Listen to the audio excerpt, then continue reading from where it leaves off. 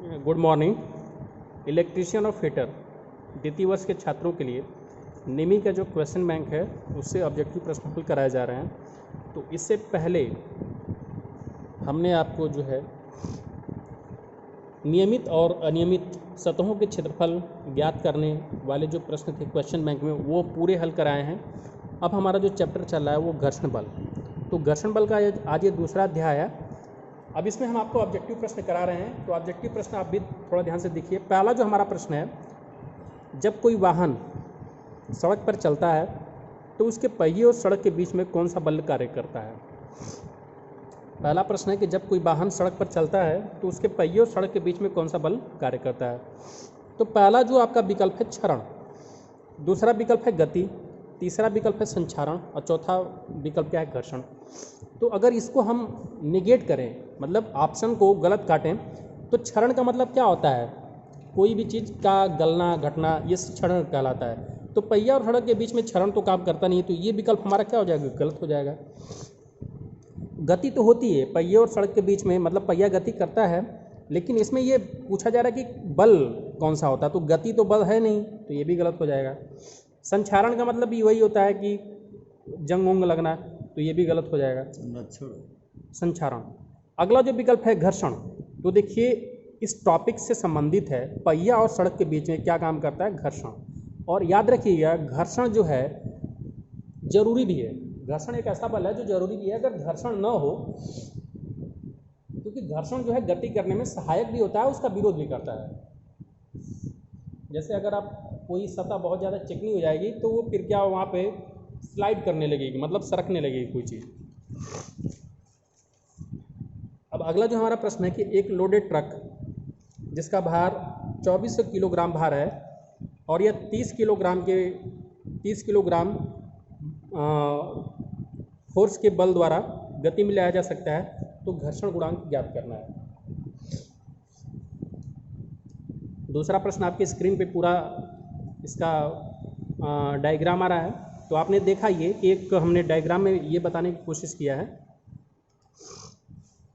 कि ये एक सड़क है, तो इस पर एक ट्रक खड़ा है और ट्रक का लोड कितना है, 2400 किलोग्राम भार। तो इसका जो है भार कहाँ पे लगेगा, नीचे की तरफ, और इसको सपोर्ट कौन कर रहा है, सड़क। तो इसका मतलब सड़क इस पर एक नॉर्मल रिएक्शन, मतलब नॉर्मल बल भी लगाएगी एन के बराबर। अब कोई बल के द्वारा इसको जो है खींचा जा रहा है, वो बल कितना लगाया जा रहा है, 30 किलोग्राम बल लगाया जा रहा है। तो अगर 30 किलोग्राम बल लगाकर इसको खींचा जा रहा है और ट्रक खींचा मतलब गति में आ जा रहा है, तो इसका मतलब कि जिस दिशा में खींचा जा रहा है ट्रक उसी दिशा में गति करने जा रहा है। तो घर्षण की परिभाषा क्या होती है कि घर्षण हमेशा गति का विरोध करता है। तो ट्रक अगर इस दिशा में जाएगा तो घर्षण किधर लगेगा, विपरीत दिशा में। और घर्षण बल को हमने किससे प्रदर्शित किया है, एफ से। तो इसमें पूछा क्या जा रहा है कि घर्षण गुणांक क्या है, और घर्षण गुणांक के बारे में हमने ये बताते हैं कि घर्षण गुणांक को म्यू से प्रदर्शित किया जाता है, और म्यू का मान अगर 1 के करीब होगा तो ये बताएगा कि सड़क बहुत ज़्यादा खुरदुरी है, और म्यू का मान अगर 0 के करीब होगा तो ये बताएगा कि सड़क बहुत ज़्यादा चिकनी है। तो म्यू का मान अगर बीच में रहेगा तो मतलब ठीक ठाक है। तो यहाँ से हमें म्यू का मान निकालना है, घर्षण गुणांक निकालना है। तो घर्षण बल की परिभाषा क्या है, जो अप्लाई आरोपित बल होता है वो घर्षण बल के बराबर होना चाहिए, तभी जो है जा करके वो खींचा जा सकता है। तो आरोपित बल हमें 30 किलोग्राम भार दिया ही है, और घर्षण बल कितना हो जाएगा, म्यू एन के बराबर हो जाएगा। एन का मतलब क्या है, नॉर्मल बल। तो 30 किलोग्राम बल बराबर म्यू इंटू 2400। तो यहाँ से म्यू का मान कितना आ जाएगा, 30/2400, और 30 में अगर 2400 का भाग दिया जाएगा तो उत्तर क्या आएगा, 0.0125। तो घर्षण गुणांक का मान कितना आ गया, 0.0125। तो ये आपका उत्तर हो जाएगा 0.0125। अब इसमें विकल्प में देखिए कौन सा विकल्प मैच कर रहा है। तो पहला विकल्प है 0.0215, जबकि आपका उत्तर क्या है, 0.0125। दूसरा क्या है, तो ये पहला विकल्प गलत हो गया, दूसरा विकल्प भी गलत हो गया, तीसरा सही हो रहा है और चौथा तो गलत ही हो जाएगा। तो दूसरे प्रश्न का आपको उत्तर क्या हो जाएगा, 0.0125।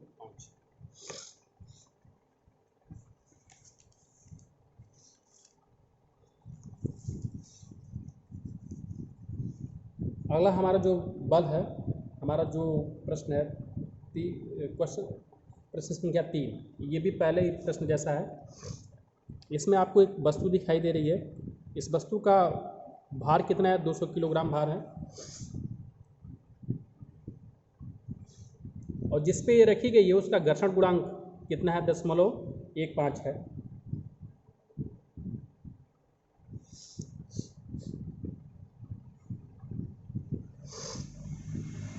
तो पूछा ये जा रहा है कि इस वस्तु को इधर की तरफ खींचने के लिए ये जो बल लगाया जा रहा है वो कितना होना चाहिए कि ये वस्तु जो है गति करना प्रारंभ कर दे। तो देखिएगा घर्षण की स्थिति में होगा क्या, ये वस्तु जैसे ही गति करना प्रारंभ करेगी उस समय घर्षण बल जो है अपने मैक्सिमम लिमिट में होगा। तो इसका मतलब कि घर्षण बल का जितना अधिकतम मान है उतना बल तो कम से कम लगाना ही पड़ेगा। तो घर्षण बल का अधिकतम मान कितना होगा? म्यू एन के बराबर होगा। इसका मतलब कि हमें बल कितना लगाना चाहिए? कम से कम इतना बल तो लगाना ही चाहिए। तो आरोपित बल कितना हो जाएगा? F बराबर घर्षण बल के बराबर।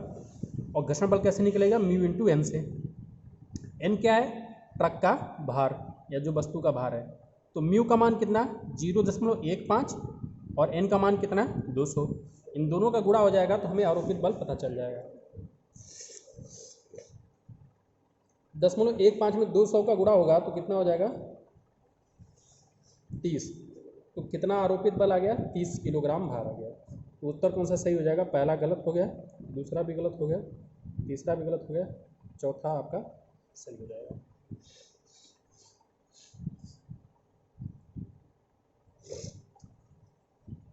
इसका पूरा आप वर्किंग का ये स्क्रीनशॉट ले लीजिए।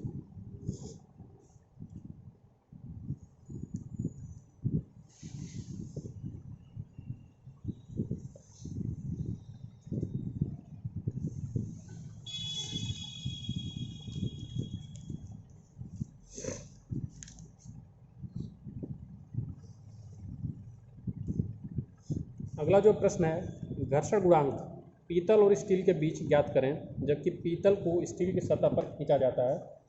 यदि पीतल का भार 3 किलोग्राम है और खींचने के लिए आवश्यक बल 0.7 किलोग्राम बल है तो घर्षण गुणांक ज्ञात करना है। तो इस प्रश्न को समझने के लिए आप देखिएगा, मान लीजिए कि ये आपका स्टील का एक सरफेस है, ये स्टील का सरफेस है, इस पर एक पीतल का कोई ब्लॉक रखा गया है। तो ये आपका जो सरफेस है वो स्टील का है और ये किस चीज़ का है? पीतल का है। इसको खींचने के लिए जो बल चाहिए होगा वो कितना है? 0.7 किलोग्राम बल चाहिए। और पीतल का जो भार है वो कितना है? 3 किलोग्राम भार है। तो अगर ये 7 किलोग्राम 0.7 किलोग्राम बल से जो है खींचा जा रहा है तो इधर की तरफ क्या लगेगा? फ्रिक्शन फोर्स लगेगा, F। तो F किसके बराबर होगा? म्यू एन के बराबर होगा। और ये म्यू एन किसके बराबर हो जाएगा? आरोपित बल के बराबर। तो F का मान कितना है? 0.7 kg म्यू गुणे 3, एन का मान जो आपका 3 किलोग्राम है। तो 0.7 बराबर म्यू गुणे 3। तो म्यू का मान 0.7/3। 0.7 में 3 का भाग देंगे तो 0.233 आएगा। तो म्यू का मान क्या आ गया? 0.233। अब आपका विकल्प देखिए, 0.033, 0.133, 0.233, 0.333। तो ये भी गलत, ये भी गलत, ये भी गलत। सही कौन सा हो जाएगा? सी वाला।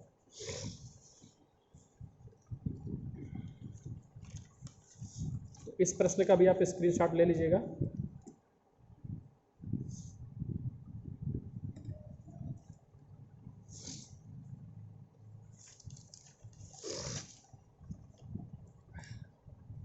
अब अगला प्रश्न है, घर्षण कोण का सूत्र क्या है यदि F घर्षण बल है और R नॉर्मल बल है और Q घर्षण कोण है।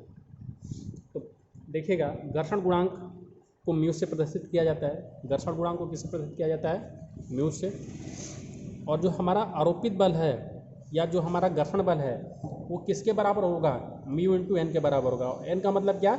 जिसको हम नॉर्मल बल कहते हैं। और यहाँ पे नॉर्मल बल को आर से प्रदर्शित किया गया तो एन की जगह पर इनका लिखेंगे? आर लिखेंगे। तो इसका मतलब कि घर्षण बल म्यू इंटू आर के बराबर होगा।